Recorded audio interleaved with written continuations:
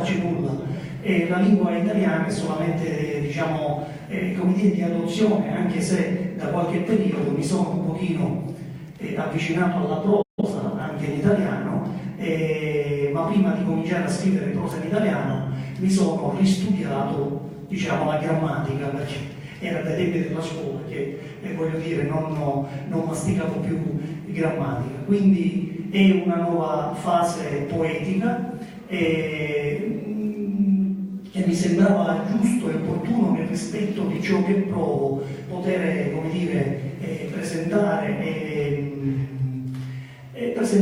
miei, come dire, ai miei amici che da sempre mi hanno seguito e mi hanno stimato da questo punto di vista.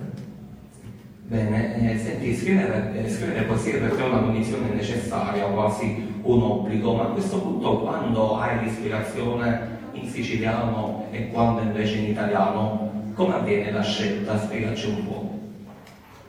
Sempre più cattivo. Sempre più cattivo.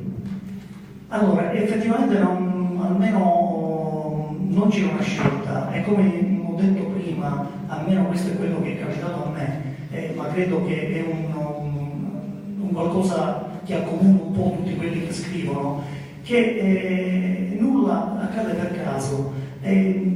La scelta di questo libro, Amor ti tocco, nasce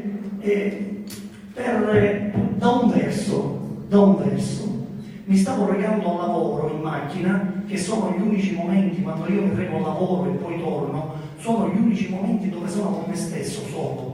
Quindi penso, rifletto, cioè quel viaggio in macchina io lo faccio meditando, riflettendo, e mi vengono in mente pensieri, parole, e mi è venuto in mente, una volta mentre mi stavo recando al lavoro, mi è venuto in mente questo verso: amor ti tocco, e un brivido m'assale. Da questo verso è nato questo libro. Ecco, non è che io l'ho cercato, è venuto così, in maniera molto, molto spontanea, siccome mi è piaciuto talmente tanto che ho dato vita a questa ispirazione del momento, ed è uscito fuori un sonetto. Mi sono imposto, perché no?